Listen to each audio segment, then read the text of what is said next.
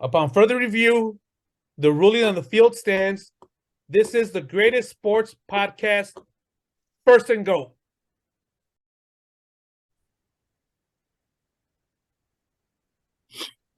All right, what's go, everybody? Welcome back. Today is what? April 13th. It's a beautiful, beautiful spring day here in Chicago.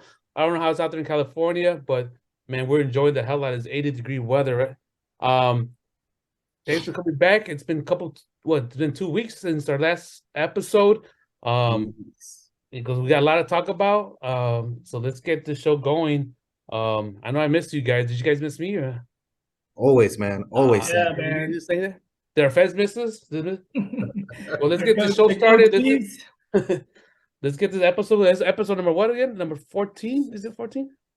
I think we're at 14 or 15. 14. Episode 14 on this great sports podcast we like to call First and Goat. Let's kick it off. Let's get the show going. Let's go. Okay, it's my turn to moderate. So I'm gonna start the topic with a team that we all love the fucking head. Luis, we were at the game, opening day, Chicago. They fucking lost, but yeah, still love them. I want to get because you got that head, Luis. So let's get started with you. What are your impressions of the White Sox to start the season? Sure. So I'm actually going to steal a line from you, Adon. I think you said it perfectly when we were kind of group texting. It feels like last season, which is the last thing you want to do. This team has so much potential. They have legitimate difference makers on the team. The manager's out, La Russa's out. So there's not that distraction, right? They got this, they got a new manager, new skipper. But it feels like last year, but even a little bit worse. The starting pitching has been atrocious. I haven't looked at everybody's ERA, but I think it's all north of 4 or 5. Or besides Cease, and Cease, pitches once every 4 or 5 days. So, and then I know Moncada has been decent. But the same thing, injuries. Tim Anderson's out, I think, for 2 weeks at least, 2 to 4 weeks. Yep. Eloy's out, and when Eloy was in, he was, it was a very short sample size, but he was, he's our cleanup hitter, and he was like terrible. He was terrible up there on the plate. So very disappointed. I know it's very early in the season, the baseball season is very long. But yeah, I think you said it best, Adon. It feels like last year, but I would even add it feels even a little bit worse. So yeah, as a Sox fan, I'm still gonna cheer them on, but I'm in full-blown panic mode already, just like a couple games in. So I don't know how you feel about it, Sal. I wouldn't say panic mode, but I'm definitely disappointed. It's just that 5-8 start. I know it's early in the season, and I hate when fans do that, especially in baseball. There's 162 games, but we got to keep in mind this is essentially the same team that we've seen the last 2-3 years. Yeah. And I'm not saying I'm over it, but if you don't fucking pick up the pace anytime soon, it just starts to I want to say rebuild, but just trying to move on some way, form, fashion. I like Eloy's, when he's out, when he's healthy, but that's another guy. I want to say I'm over it, but to be honest, the minute he gets in a hot streak, fucking sell him. Whatever you could get and just start with, and then it just built from that. And the same thing, it's just so it's just injuries. It's just very inconsistent, and it's just I think we're gonna see another 500 baseball team. Maybe win a few games above 500. And it sucks. I said maybe I'm wrong. It's still early in the season, but I think it's the same song and dance, and I'm not over it. I'm not panicking. I kind of want to say I almost saw this coming, or at least I felt it. I'm not gonna say I predicted this at all, but it's just I'm not surprised. I'm not shocked. I'm not. It's just I'm definitely disappointed. It's just time to. You gotta shake things up one way. If you gotta, send a message by trading somebody, say I got Elo, send that message. It goes, hey, no one's guaranteed a spot here. But do you guys think if they had hired a different manager, it would have made a difference? I know we don't have La Rosa, but I think we talked about we all kind of like Renteria. Do you Yeah, I guys mean, think we would have made a? I want to say, you know how I feel. He shouldn't have been never let go. They say I think he got gypped with the Cubs, and I think he got gypped with the White Sox. I think the players liked him. I think he got shit for in the playoffs, but at the same time, like you had to get creative. Like like his bullpen was depleted. I remember, it wasn't all his pitching. It wasn't they hurt. I forgot, and they got shit for it. But like, and then to top it up, and you bring with it, you replace him with old man LaRusso. Like, come on, that guy should be somewhere in a rocking chair, just enjoying his retirement. And you bring this guy out here. I mean, I think that was uh a wasted season. That's it.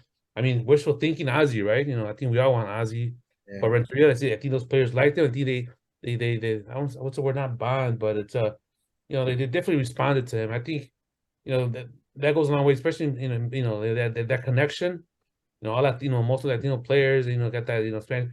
I mean, that goes a long way. These guys, barely speak English. You want this guy, being some guy, old man LaRusso, the unwritten rules and like old school baseball mentality. Like that's you fucked up. They fucked up big time right there.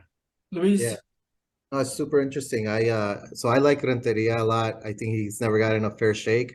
Truth be told, I was, when they made it to the playoffs, when they were first forming this core, I was very vocal about like wanting a different manager than Renteria. I just thought Renteria's nice guy, a decent manager, but I'm like, he's not that guy that's going to take us to the next level. It's been very underwhelming, for me because I feel like it would take like an Ozzy or some kind of name like that would create kind of a little bit of a stir. When they brought La Russa, I'm like, man, he's so ancient. And then I felt like that was a It's mess, a stir, though. It was a stir. It He's was a a stir. Hall It of was a Famer. stir. Yeah, people were focused on it. You could argue that. I mean, they were playing pretty good baseball under him. And and then I think I'm wishy-washy because then I'm like, oh, that's not La Russa, that's the team. That's really good. And then right now, I'm giving this guy a fair shake. As now that he's the new manager for the White Sox. So it's still early on. I'm a little bit more disappointed in the players. And it's interesting what Sal said because I think when it comes to the White Sox, I'm a big I think that's where I have my biggest soft spot. So I'm the biggest homer. Because I remember when Sal a couple of just last year, maybe you were, and even before that, you were saying, "Hey, we got to trade Abreu." You know what I mean? Like, what's the end point with him? Like, you know what I mean? His value is high, trade him. You know what I mean? And I was in my mind, I'm like, no, I want him to go, retire as a Sox. I rather him, like just being a big homer about it. And then we ended up with nothing for him, nothing. He just walked away, and now he's with one of our rivals. So yeah, join hey, them, join them. so I have a hard time when it comes to the Sox, like thinking that way. But I think Sal's right because this is it. This is their core. This is who the organization is saying, hey, this is who we're gonna contend with for a championship, and they're not contenders right now. They don't have a bullpen. Pitching has been atrocious, and the hitting has been so inconsistent. It is very early on, but it just feels and looks like last year. So I think maybe Sal's right. Maybe this is and any of those White Sox players would attract. You know what I mean? But you need them to get hot. Anybody would want Moncada, Eloy. I wouldn't trade Luis Robert. You know what I mean? But Tim Anderson. Some Lance Lynn, like even their some of their pitchers that haven't been pitching well. Like I think you're right. They're gonna have the Sox organization is gonna have a really to wrap up. They would have to have a really good pulse, and they better call it and be like, yeah, it's not gonna happen. It's not in the cards this year, Um, because otherwise, in order for them to contend, this season, I feel like they have to make a move to trade for somebody, But then obviously you got to give somebody up. So anyway, so yeah, so I think for the first time, so I'm nervous. I'm nervous because I'm like, you either have to start contending, getting into the playoffs, you know what I mean? Contending with this core, or you gotta get something for them, I think. Yeah, just the trend doesn't look right. So I know we talked about how you start is not as important as how you finish and having the momentum. But I think I'm a little bit like Luis, where I just get so worried about the White Sox because it just seems like a continuation, right? So what's gonna make the difference at the end of the season where they're gonna get the momentum?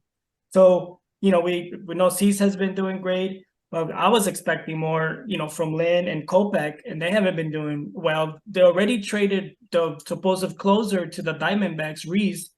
Liam Hendricks is, not his fault, right? But he's going through chemo and stuff. So we lost our closer. Our pitching isn't good. Luis Roberts, hell yeah, dude. He's batting over 300. He's tied for second in home runs. So I'm excited to see what he could do. But again, the injuries, like if we could have a season with Eloy and Luis. And the thing is that just to wrap it up, what bothers me is when they score a lot of runs when their pitcher gives up a lot of runs. And when we actually have a good start from a pitcher and the bullpen's doing well, they can't score shit. So they lose 1-0. They lose 3-2.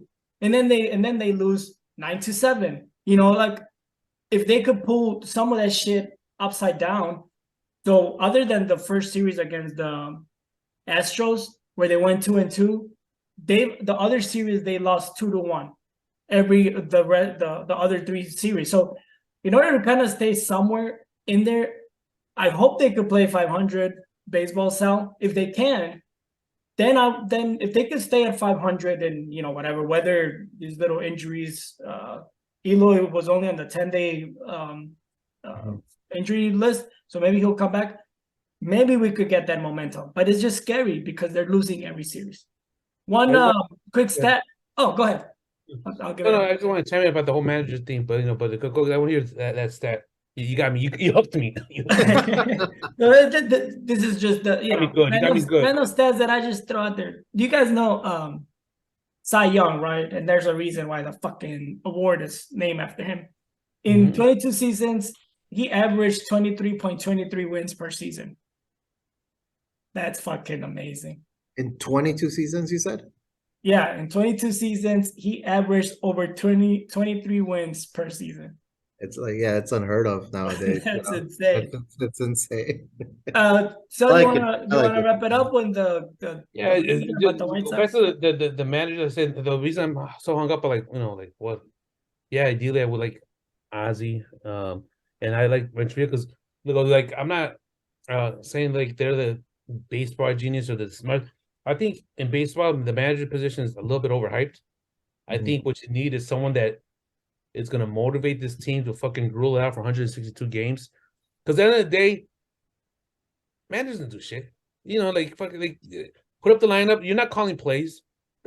It's baseball is a one-on-one sport, masked or disguised as a team sport. You know what I'm saying? When you're up to play, it's just you against a pitcher. And it is, and then it's and if the ball's hit, there's just an infielder. Like it's not really a team sport. I feel like it's like more like one-on-one. I don't know, maybe. But anyways, go back to the whole badge. You do got to make decisions throughout the game, but it's a lot of it. I don't say common sense. As I said, I don't want to simplify it.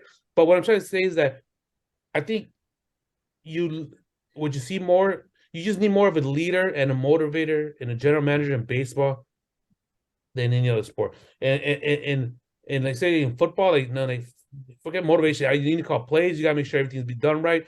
Same thing, not so much in basketball and substitutions or but another thing, but in baseball is like, I don't know, you need someone to be more dude, half the time you're just sitting down, you're not doing shit. You gotta keep these players motivated, I think that's what a guy and someone that Renteria like that you have let's say you could relate to, or I think that guy would have been the guy. I'm going on a tangent right now, but again, maybe it's just it makes perfect sense. Yeah, a little bit. They get too much credit. They're not doing it. They're not calling plays. And half the time it's at the end they pull a pitcher no shit, he just got fucking rocked for 5 innings. Pull the fucking pitcher. It's just common sense. No. Yeah, it makes perfect sense. A lot of times you're right. It's just what does the playbook tell you to do? right? Yeah. Like when it comes to a lefty coming up, you bring up a lefty pitcher, whatever. Like it's just like the rules that all managers try to follow. Sometimes, they go off the cuff and they make moves, and sometimes they work and they get praised, and sometimes they don't, and they're like, well, what the fuck were you doing? But completely agree with you, Sal. I thought we had a good pitching staff, like trainers and that kind of stuff, because they seem to be respected throughout the league. When I hear the commentators, not our commentators, but like ESPN or MLB Network, they talk highly about the pitching and the hitting coaches that the Sox have. I was like, okay, like the Rays, they don't have the fucking budget that the Yankees and Red Sox and all these teams have, but they just have good, solid fucking coaches and motivators and all that stuff. 13-0. I don't know if you want to say a little bit something about that, Sal, before we move on. I impressed. do want to say the Rays do not get credit for what that team. Like, man, who's on that team? That Mexican guy. The Mexican guy. What Mexican? What's his name? Oh, I can't think of it. Rosa. It's a long one. I mean, to start the season off 13-0, you gotta they have to have like football really players. Like, what who's on that team to start off 13-0 to tie the best start in history? Like, who's on that team? Name him. Well, I guess get it is like, guy, but I don't know his name. And that's what they do. That organization does things right. The White Sox play the Rays next weekend. They draft well, they trade well. They're not. I mean, they gotta get out of the hump and start like drawing some free agents. But like that team, nobody talks about Tampa. That's a good organization. They're contenders and with guys that you don't know. You don't know until like maybe late in the season and they're on prime time and so and so is making a name for themselves. I just want to give the Tampa Bay organization, the scouts, the managers. I want to give them a nice first and go shout out from all the way to Chicago. Like this, I wish Chicago, the White Sox. I'm sure some Cubs fans would wish their organization was run like that. Like those guys are on top of it. 13-0. I say it's not a fluke because I said they've been contenders for the past few years, and I said with guys you don't know, because you don't know, and that's that's badass, and that's on purpose. They don't have this sentimental value, not to pick on you, Luis, but I think all of us have it, right? Like, oh, we don't want to get rid of Abreu or anything like that. They got rid of Miguel Cabrera. They got rid of Evan Longoria. They got rid of Shields. Like they fucking we can't afford what these guys want to make. Fucking we'll get rid of them and we'll just use the draft, and they just do it, right? Like we always just want to keep the superstar. They don't care. All right, let's move on. Just a little note real quick. I think Miguel Cabrera came from the Marlins. Marlins, yeah. I knew what you would meant. Okay, I know what you meant. I know what you meant. I know what you meant, yeah. We'll edit that shit out. Edit it out. I don't want. I don't want some Mexican haters to give me shit for it. I don't want to give me shit for it. We caught it in time.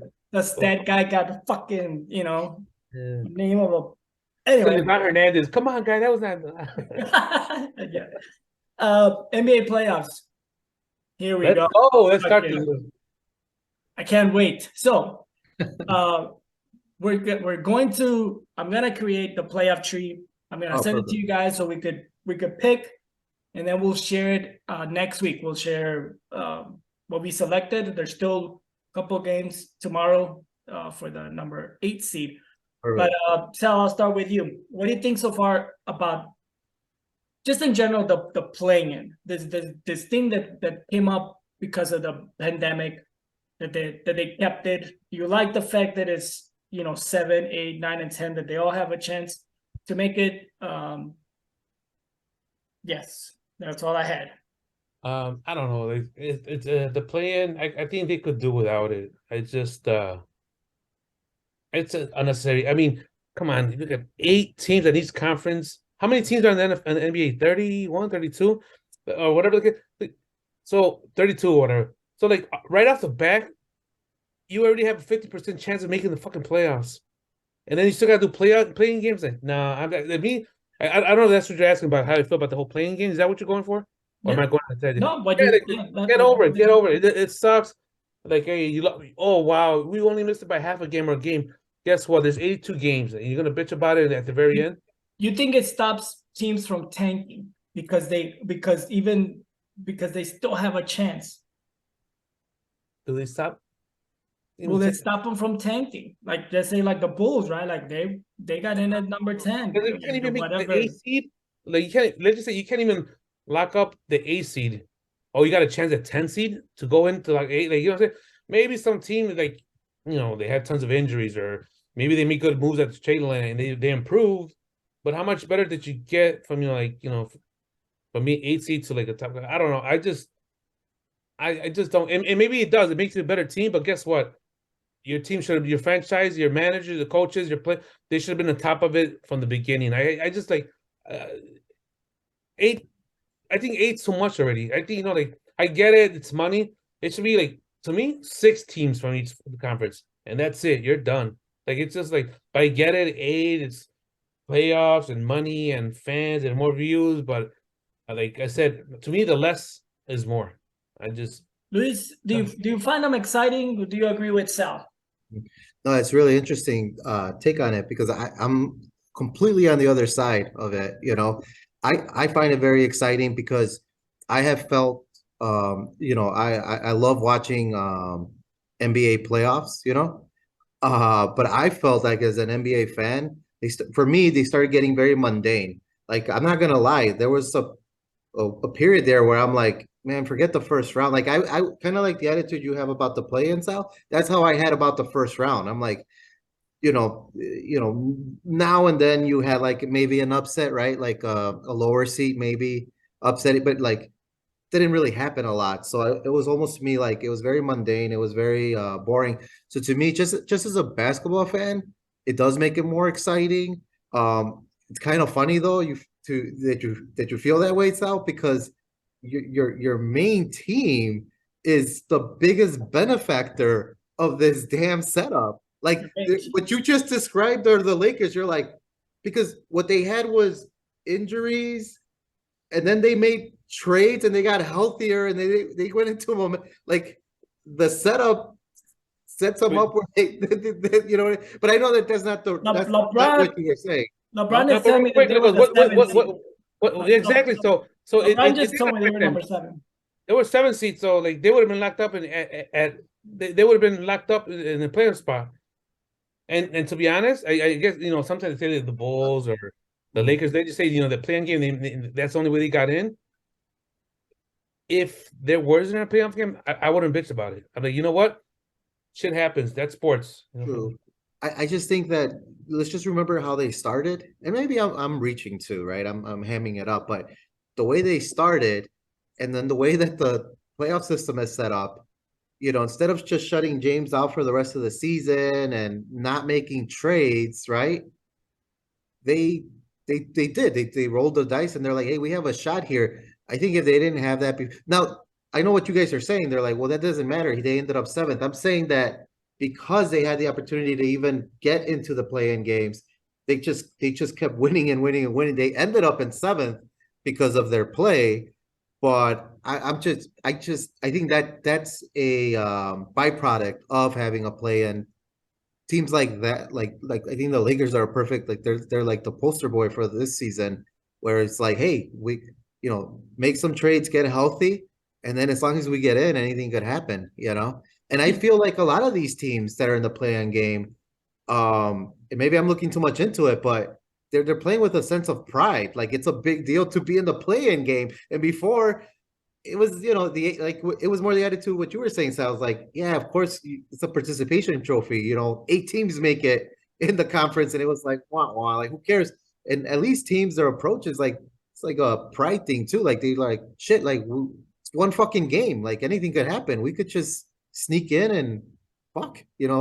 I don't know. Look at the fucking Bulls. You know what I mean? They should have been dead in the water. But I don't want to go all over the place. Yeah, it should have been a fucking ladder. So to answer your question, I like it, Adan. Like as a basketball fan, it makes it more exciting. I would have never paid so much attention to the bottom seeding as much as I did because of the way that they set it up. So I'm a Just a fan. really Let's quick, let's just a everybody really play a quick game. You get a follow-up. playoff game. You get a playing game. You get a playing game. Let's not Just let's go. a- Everybody get a playing game. Just a really quick follow-up, and then I want to go back to Sal.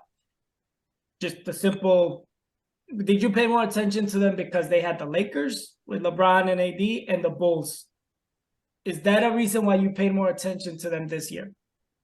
So to me, Yes or no, Luis? I mean, it made it more exciting because they had the Lakers with LeBron and AD, and because they had the Bulls, which you root for. Oh, you're asking me? Yeah. Oh, my bad. I thought you were asking. No, I wanted to ask wait you for really his quick answer. that, and then I got a My follow-up bad. I for fucked up. Sal. So, yeah, that probably had a big, Factor yeah, a in big reason for it. Yeah, but what I'm saying is that in past years, maybe those two teams don't make it, right? They just tank, right? And they start playing for the lottery.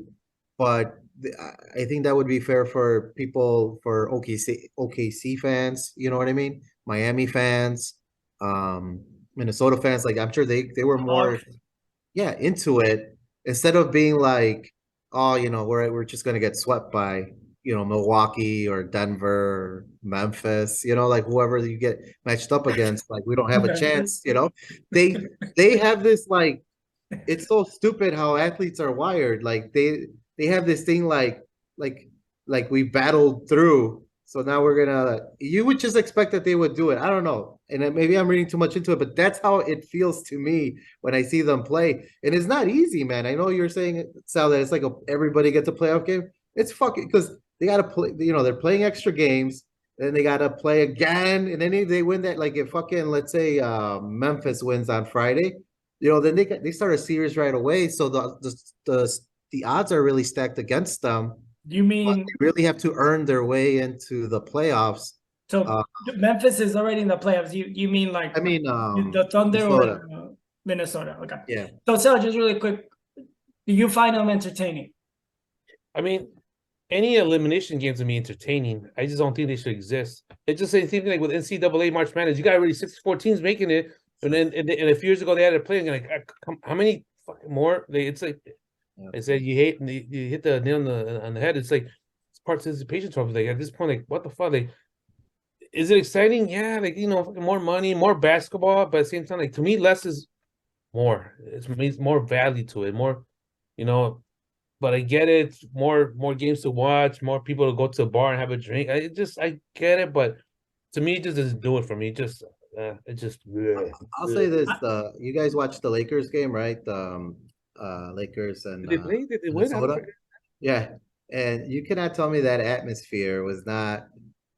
Obviously we weren't there, but just watching it on TV, they're losing their mind. That's not it's not an afterthought. I feel like it definitely adds and I know that's their fan base, but it was an exciting game. It was very entertaining, and so I would argue that we don't have a lot of, what do you always hear in the NBA? Oh, you can't beat us in a 7-game series, right? But anything could happen in an elimination game. So I just thought it was a very a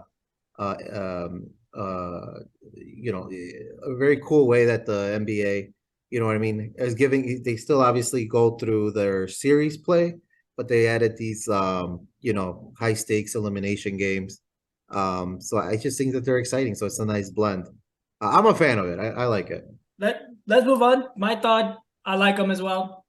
You said it, Sal. They're elimination games. I don't know why you don't like hanging out at bars and having a drink and watching exciting Because more. I think the stats should count towards the regular season, because that's the one thing that is weird to me. The stats are in limbo. Like, everything that happens in this playing game. I didn't even think of that. But I think they should count to the regular season, because they're still determining your seeding before the playoffs. I think they should fix that. I like it. They were all close, exciting games. So I'm all for watching close, exciting elimination games. So I don't know. Real quick, it just feels kind of watered down. That's all it is. It's like, yeah, any elimination game is fun, but it's too early for elimination game. Like I said, okay, we're talking about Lakers. You make the right moves at trade deadline, and you finally get healthy, and you go from like being what were the 12th seed to move up to 7 seed, and then to be taken out because these guys got hot and they lose one game. You know what I'm saying? Like that's like fuck Well, 9 and 10. yeah. Like fuck them. Like you had all season. Like these guys did the right moves. They got healthy. They try. Hey, you got hurt or you're playing bad basketball or whatever the case. Or you lost momentum. Tough luck. It's just like I think it's just too much. Too much. Was it 2 seasons ago that the Warriors got knocked out? And they were like the 8th seed, and then they lost to the 7th seed, and then they lost to the 9th seed. So we lost an 8th seed. I think it was 2 seasons ago that this happened. So they've done it. The third This season. is the 2020, 21, 22, and 23. This is the 4th time. So I think in 21, that's when the Warriors lost to the Lakers. I think maybe the Lakers I don't remember exactly. But I think I don't remember. Yeah, they lost. Remember that shot LeBron, Goat James hit with like he got poked in the eye and he told Curry like I couldn't even see. You guys remember that? That was in the play-in, and then Memphis beat the Warriors You're in right. the next game and knocked them out of the playoffs. And I remember there were people like Nick Wright that were on Cell's side. They were saying this is what the NBA doesn't want, because they want Curry, they want Thompson, they want these guys in the playoffs, and this play-in thing just totally backfired on them. But I just like watching when I don't really have a team that I'm really rooting for. I just like watching good close games in any sport, basketball, football, soccer, anything. I just like watching good competitive games, and these ones, it seems like all of them have been like that. All these 4 games were entertaining to me. And Sal, it kind of set up how you were saying. Like, I know you just kind of threw a number out there, but I mean, you're really gunning for top 6 seed, to be 1 through 6. Like those are the real contenders. All these other guys, really, they don't have a really good shot of getting through because of all the extra games they have to play, the 1-game elimination. So I, as a basketball fan, I just find it exciting. That is a great segue into the next topic, Luis. Thank you for bringing it up. Just another quick stat to add in between. Did you guys know that Benoit Bol has more blocks than points in his career? Get out of here. No big deal. Yeah, he's got like 1,600 points, and he has over 2,000 blocks. So segueing from what you were saying, Luis, that only the top 6 from each conference really have a chance. And you're right. I think only the Houston Rockets in 95, they were the 6th seed. That is the lowest seed that has ever won the championship. Mm-hmm. So you're talking about the playoffs in general. Well, I know we're still missing like the 8th seed on both sides. What matchup? Who did I start with last time? I think I started with South. So I'm going to start with you, Luis. What matchup are you matchups? Give me maybe one from each conference. Are you most excited to watch? And who do you think has the best chance of an upset?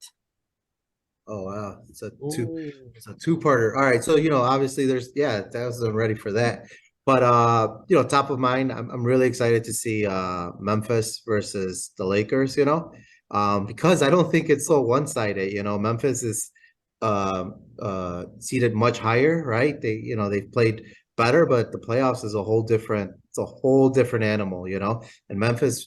I don't know off the top of my head what's the furthest this kind of core has gone in the playoffs, and the West is pretty loaded, so I don't think it's been that far. So I'm excited to see them. They talk a lot of Memphis talks a lot of shit. I think they play with a chip on their shoulder. The Lakers, even though they had a tough overtime game, they still have a lot of momentum on their side. They're pretty healthy overall. So that's the one that I'm most excited about. And then why don't we go to Sal real quick, because I got to think about the upset one. I don't want to just say one. It seems like you're already on it. No, Memphis will beat the Memphis will beat the Lakers. I think the Memphis will eliminate the Lakers. But Why do you say that? So he's gonna think about what upset he thinks is most likely. But what matchups or matchup, whatever, are you most looking forward to? Matchups. I'm looking at right now. I think the only ones. I mean, not the only ones. I got a couple. I like Phoenix and Clippers. Just because I want to see how the KD and Paul and Aiden, they all how they mesh together. I don't think when they play together they're 8-0, but I want to see how this goes. You know, and they play Lewis's team and Kawhi and the Clippers, and it'll be fun to see how they match up against each other. And then Tyronn Lue. and if the Clippers get swept, then I'm not gonna be mad either. But other than that one, I kind of want to man this. I just hope. Let me see. Kawhi. I mean, that one's good. Sacramento and Golden State is good because I think Golden State is getting hot right now, and then they're gonna take out number 3 Sacramento. That one's gonna be a good matchup. In the East, the only thing I like is the Cleveland and New York one. That should be a nice 7-game series, and then finally the Memphis and Lakers because I feel that's might be my episode because I picked them and I don't want to back out now. They look a little bit rough in the playing game, but I think they got that bad game out of the way, out of the system or whatever. But I think that might be the upset, the 17 10 number 2 seed. As long as I said, I don't want to make excuses but as long as AD stays healthy, LeBron stays healthy, I think they have a chance, and I think they could beat Minnesota. That's my upset, and I got those ones: Cleveland, New York, Phoenix, Clippers, and Sacramento, Golden State. Those 4 right there. Luis, did you think of a one? Yeah, I'm really struggling, man. I'm really struggling on it. I hate to pick chalk, like it just. But real quick, so on the Memphis Lakers matchup, I think even if LeBron and AD stay healthy, I just think team wise, the Lakers, freaking dog, the Lakers, they don't have the bench and the rest of the role players. You know what I mean? I think to come through on a series for them, so that's why The Lakers don't. I don't think the Lakers do. Yeah, Okay. I think their role players have been, they have been playing very well. They've been playing out of their mind. But again, the playoffs, and everybody could have a bad game. You guys saw the kind of game that Russell had, and even some of their other role players besides Schroeder, you know what I mean, were really starting to kind of they were kind of folding a little bit, you know what I mean? And D'Angelo had a really bad game. Was that? D'Angelo had a really bad game. D'Angelo had a real bad game. They sat him down. Schroeder came in and gave him a really good boost. It doesn't mean that Russell's gonna have a bad series on the next one either. But I just feel like the playoffs, the stage is bigger, and there's more. LeBron is playing for a championship. He's not playing to try to go to the next round. He's playing to win a championship, and I feel like that LeBron effect definitely rubs off on, the Austin Reeves of the world. And I can't name you another Laker on that team, but, like all the other overachieving role players. So you forgot AD. Yeah, AD's playing. No, I think AD's playing really well, man. AD's. Hey, so before I kind of give my little 2 cents, good question for you, because Go James keeps on fucking asking me to ask you, bro. So shut up. Give me a second. What is the best thing that could happen for LeBron in this playoffs? Win a championship, right? Yeah. That's the best thing that could happen. Yes. What is the second best thing that could happen? The second best thing that could happen to him? Yeah. Man, it's hard for me to come up with something. For his legacy. For his legacy, unfortunately, he's in this situation right now where it's championship or bust. You know what I mean? That's where he's at. You can't be in the GOAT conversation. You can't be you can't have it both ways. You can't have all this. You can't be crowning yourself, posing when another guy makes the shot. By the way, guys, be honest with me, Sal and Adon. Draymond Green throws a pass to a wide open Steph Curry that Draymond created. Curry hits the 3-pointer and Draymond poses for it. You guys wouldn't be annoyed by Draymond Green about that at all? But if he poses if he does the whole crown thing? Like No, Draymond, he did the Yeah, the ice in the ice. vein. You guys I don't wouldn't think. care? I think that's unrealistic. I don't think Draymond Green will.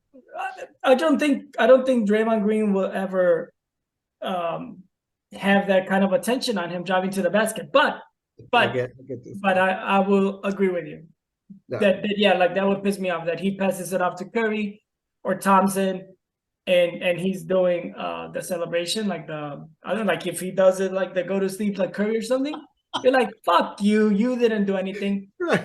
But Because of the passes too, like, but Draymond's gonna have what? Like, you know, that was gonna be his 8th assist, and he's gonna have 6 points. LeBron fucking 30, 10, and 6. Right. yeah, that's the other thing too. Like it's not on one based on one play. Holy shit, did you see me do that? It's kind of like a body of work. Like, hey, you know what? Here I Which am. brings me back. So you can't have it both ways. You can't do shit like that and say it's the body of work. So that's what I'm talking about. That's where he's at. So it's championship or bust. He makes it to the finals and loses. He takes his team to the next round. I don't give a shit. Like it really doesn't matter. Like So he's is it better for him to make it to the finals and lose just for his legacy, or to lose in the Western Conference Finals? I think it's championship or bust. And I know what you're asking. Well, no, just those I think between they're those both two. bad. I think it's worse if he makes it to the finals and loses again. So like see exactly. So it's Yeah. worse for his Finals and legacy. It's worse for his legacy to go farther, to win more. That's what you're saying. Yeah, if you go to the finals and lose. I can't think of somebody that when they make it to the finals, they always win. You know what I mean? And that's the bar, right? So that's what I mean. It's not because so what you're saying is like, see, like it's better for him to lose now versus getting to the finals, right? Yeah.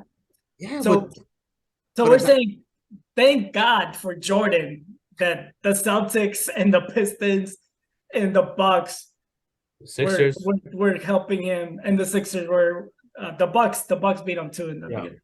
We're we're eliminating him before he got to the finals. Oh, good thing. Well, anyway, that's only that was just a little segue. So I just wanted to get your opinion, and I think we agree. The only thing that can help him is to go to the finals and win it, and be 5 and 6. If he goes to the finals and loses, he's gonna be 4 and 7 for his legacy. For his legacy. Matchup. I think for the East, we all know that the top 4 seeds are gonna win, and they're gonna move on. I do like the Kings and the Warriors. I think the Kings, like we talked about this before, they're young, they play really well. The Warriors are kind of hitting their stride. And yeah, the Suns Clippers, I think Suns are gonna win. I'll be curious to see if PG comes in and at some point, like game 3 or something like that. And if somehow he makes a difference. My upset, I think it is the Warriors. The Kings just don't have the experience. They're too young. We talked about this before. There's no team that has won the championship without going through some bumps. And who knows if the Kings are even that good if they have that team, but they're too young. They're gonna stumble. They're not gonna win it. Warriors struggle on the road, but San Francisco and Sacramento are not that far away. They're in the same time zone. It's like a fucking, you could drive from San Francisco to Sacramento. So I don't see this as a real road test for the Warriors. And I know they're the number 6 because they couldn't win on the road, but Warriors upset the Kings in the first round. Next, it seems like we have a little bit of time before we go into our little thing. So just really quick, OBJ signing with the Ravens. What does that mean for Lamar Jackson? Sal? I don't know, man. It really doesn't mean much. I mean, it's nice incentive. Like, I think he's probably intrigued. Like, he probably may play for Baltimore. Maybe he won't sit out. If you got a weapon like that. That's big. That's huge if that's what it means. It doesn't mean much because at the same time, if another team does give him 200 mil guaranteed, then he bye Baltimore. So it's just kind of like, I guess this helps. I mean, it's just I don't know what's going through his mom and his mom agent, but Yeah, I mean, I can't tell. I just don't know. It's a nice incentive. He might play. Like, I'm not at this point. Like, I don't know what the big deal about Beckham. I don't know why people they start talking about him. I just don't see like this. It's I don't. Who cares? Well, it seems like they only signed him so they could have a better chance at Lamar. But is that the way you're seeing it, Luis? Yeah, to be honest, I was really confused. I was seeing it more like I didn't know uh why OBJ would sign there with the quarterback situation kind of being up in the air. Like I don't understand. Did he just go because they offered him the most money? They're the only ones interested. I thought he would kind of put himself in a situation where there was a little bit more clarity and on what was going on with that organization so that he could contend for a ring or something like that. That's what I thought he was going to do. So I was confused by it. Why? And then I didn't know what Baltimore was doing, you know? So I thought that all their eggs should be in trying to figure out, clarifying what's going on with their quarterback situation, you know? So I more than anything, I was just kind of confused by why he went there and why they signed him. Yeah, I'm on the same boat as you guys. It's confusing, but then I saw them partying together. So I'm like, so what does that mean? They're boys. Lamar was like video chatting with him, congratulating him. I was like, okay, so I thought maybe it meant more, but you're right, Sal. It really doesn't because OBJ said like, no, I have no idea if he's gonna sign. Like that's and Lamar said like, I'm just happy for him, but I still want to get paid what I deserve. I still think it puts him at like if they blackball him or whatever, if nobody gives him an offer, then it gives the Ravens a better chance that he's gonna play under the tag instead of sitting out. Because I think that was a possibility that he was just gonna sit out, kind of like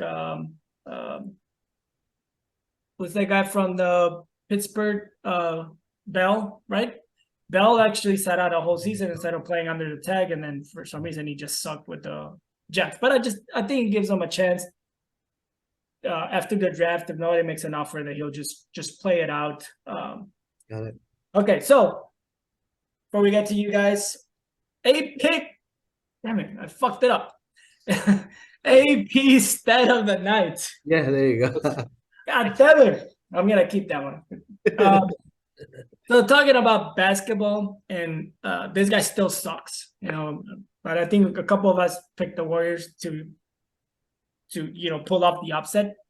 Do you guys know that Draymond Green is the only player to have a triple-double without points? What? No, I didn't know that. He had a triple-double with rebounds, assists, and steals. What? He had 4 points. He had 12 rebounds, 10 assists, 10 steals, 5 blocks, 4 points. He still sucks. That's still interesting. Is now that you got me thinking, is Olajuwon the one that did the quadruple double? Like Elijah, I think with the blocks. Steals? Yeah. I think there's been a couple of quadruple doubles. So before that was David for another stat. David Robinson, right? It wasn't Elijah, David Robinson. You're right. It was David No, Robinson. Elijah did it too. I know David Robinson did. I think Elijah. I'm gonna have to look it up. No. I'm the stat guy. Fuck off. Stay in your lane, guys. Stay in your lane. Oh, you got me thinking when you said that. Maybe there'll be the AP stat of the week next week. David Robinson did before Elijah, if he did it before. All you goatees, I'll figure it out. Don't look it up. And speaking of the goal, really quick, I know we went off of it, but shout out to Lauro Castillo, our boy from Chicago. We hung out with him for the Sox game and went out for some drinks. Shout out to him we almost convinced him that LeBron James was the GOAT. Almost. I want to say something. I think he was convinced. He was convinced, but he's going to admit it. Luis. Yeah. What should we be looking out for? So right off the top of my head, the mind's still on boxing, but it's okay. Se los aseguro that you guys will enjoy this. Every month. So next week is Tank versus Ryan Garcia. Yeah. Tickets already the 22nd. The nosebleeds are like over $1,000. So you want to go to Vegas and watch this fight as a casual fan and sit where you can't even look at the ring. It's over 1,000. It's over $1,000. So this fight is ridiculous. How much hype it has around it. Hopefully they deliver in the ring. Then next month, May 20th, it's going to be Haney versus Loma, which is awesome. Haney is a stud. Loma is a shell of himself, but man, that guy is still pretty good. You know what I mean? Lomachenko? You said Lomachenko. Lomachenko?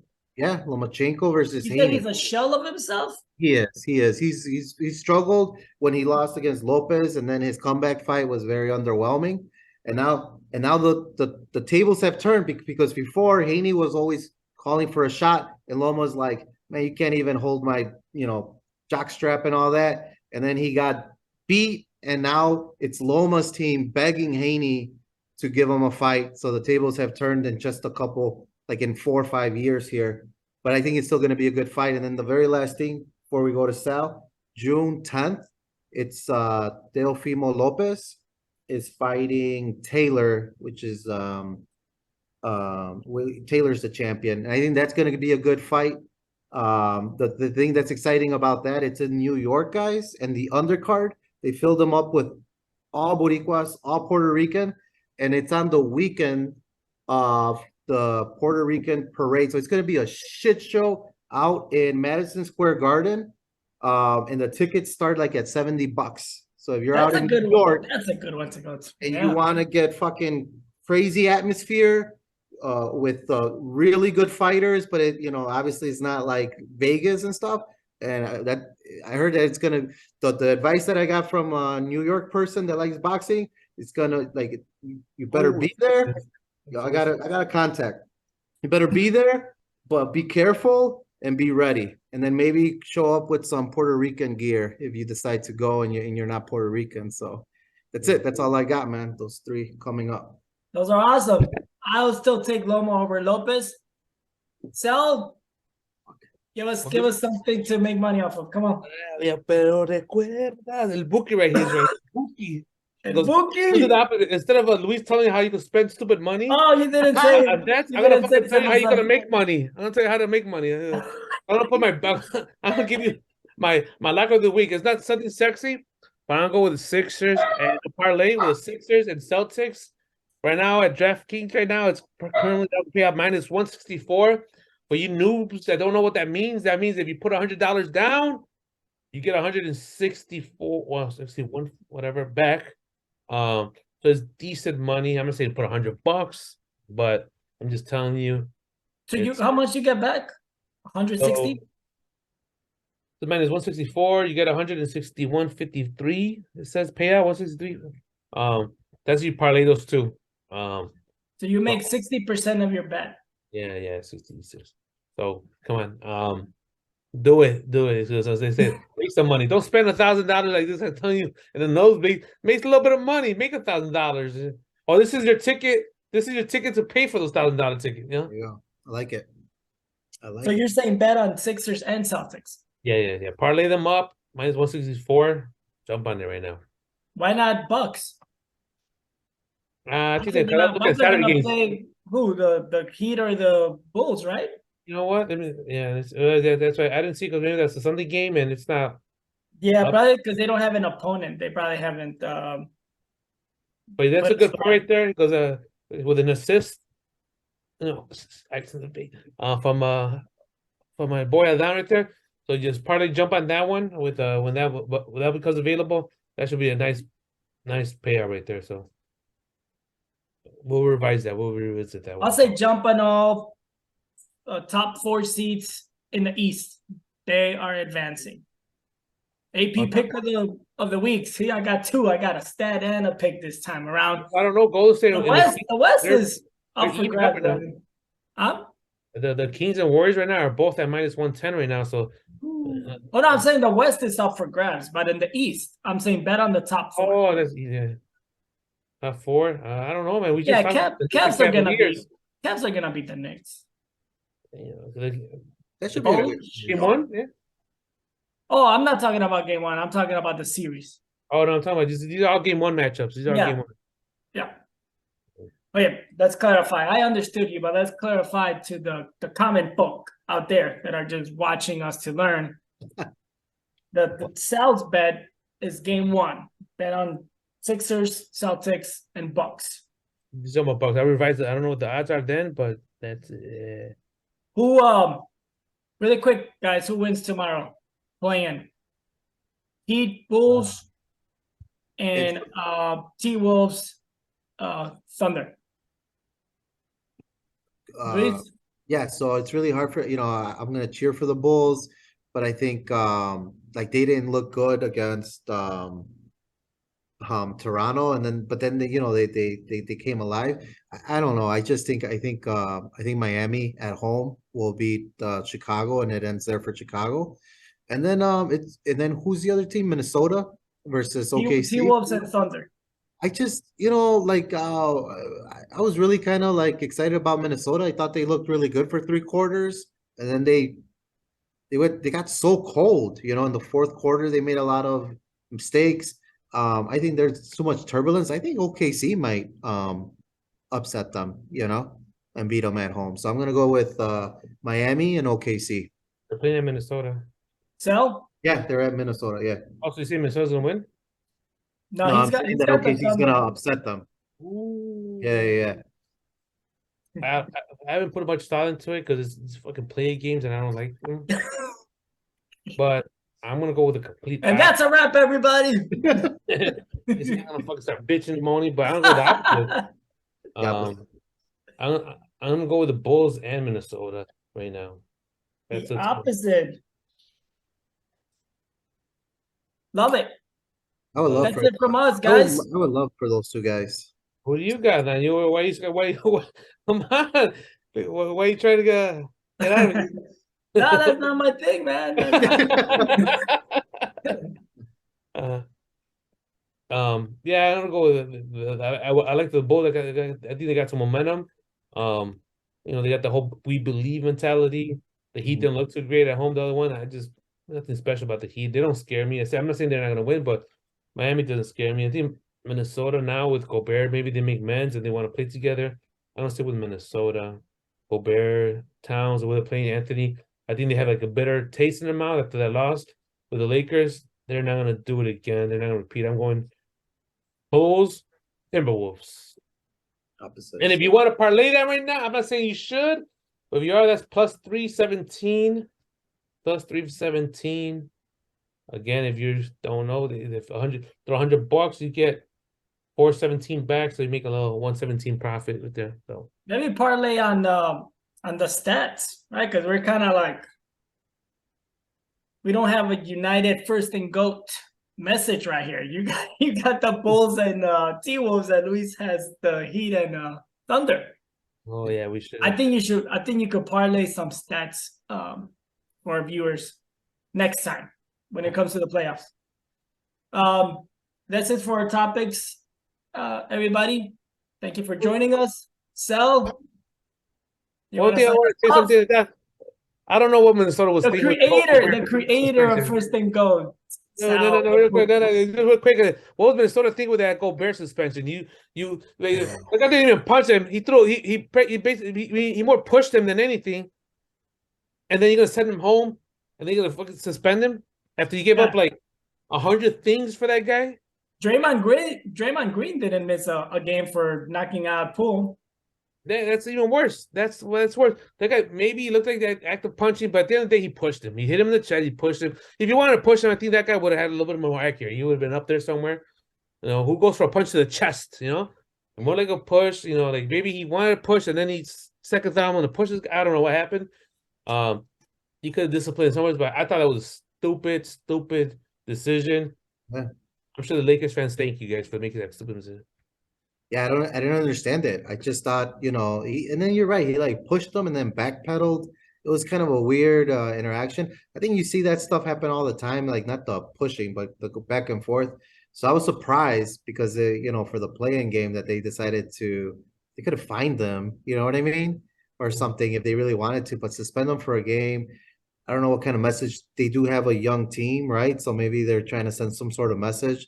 But I don't know, man. You're also you want to send the message that you want to win too. So I don't know. But Yeah, I didn't. I thought it was odd. I thought they could have just fined them and nobody would have been like, "Oh, what the hell? Why are they just finding them?" They should have. I don't think anybody had in their mind like, "Oh, fuck, Minnesota has to.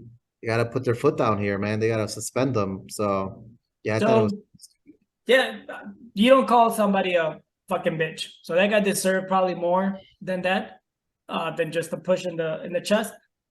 Maybe Minnesota thought that they would play better without Gobert. Oh, Maybe they thought they had a better chance against if I that thought other about guy it too. McDaniels hadn't broken his hand, who's a really Idiot. good defender. Yeah. Maybe there's more to it. Maybe their teammates don't like him. I think the record without him in the regular season's better than Gobert. So maybe they're like, fuck it, we're gonna use this to suspend him Wow. and give us a better chance of beating the Lakers. That's what I think. I didn't even think of that, man. That's a really I good thought point. about it, but I didn't dig in as much as A conspiracy that's theory-ish, crazy. but yeah, that's true. They look That's what- good, man. They look good for three That's quarters, what, man. he's a stat man. I know that. That's why If he's back. Ant-Man had given him if Ant-Man had been better in the I think he was 3 for whatever 15 or whatever it was. Two of them were in overtime and they were layups. If he had given them something during the regular 4 quarters, they could have stole it. But then D'Angelo Russell also fucking laid in the Yeah, he had a terrible game, and then I think Gobert was right, man. Who was the kid that he pushed? What's his name? Anderson, that guy. Anderson. I That bet guy they would wish- get a fucking rebound, man. I can't tell you how many times the ball went off his. Like, I'm like, get a fucking rebound. Like, They anyway, wish they would have suspended Anderson, right? Why didn't Yeah, they I suspend would Anderson for calling him a fucking it bitch? was like, That guy made like 3 terrible fucking turnovers at the end of the fourth quarter and in overtime. He was giving the ball away. He was throwing it yeah, away. he was not So good. he was being a little bitch. I know. He was the Like fucking a push. Like you never seen a push in fucking sports before. Get the fuck out of here. Yeah, whatever. I don't know if they said maybe it worked to Lakers' benefit, or maybe it didn't. Said they thought they could play better without him, and they're just over it. But whatever. I just thought suspension. Okay, whatever. Yeah, too much. good shit. You wanna? Yeah. All right, I think that's it. I think we covered I think everything for the last week or so. We'll be back next week on a regular scheduled program, same bad time, same bad channel. So that's it. You guys have a good night. Upon further review, the rule on the field stands. This is another good solid episode. Let's keep the momentum going, guys, and we'll see everybody back next week. Say goodbye to Coach James. Good shit.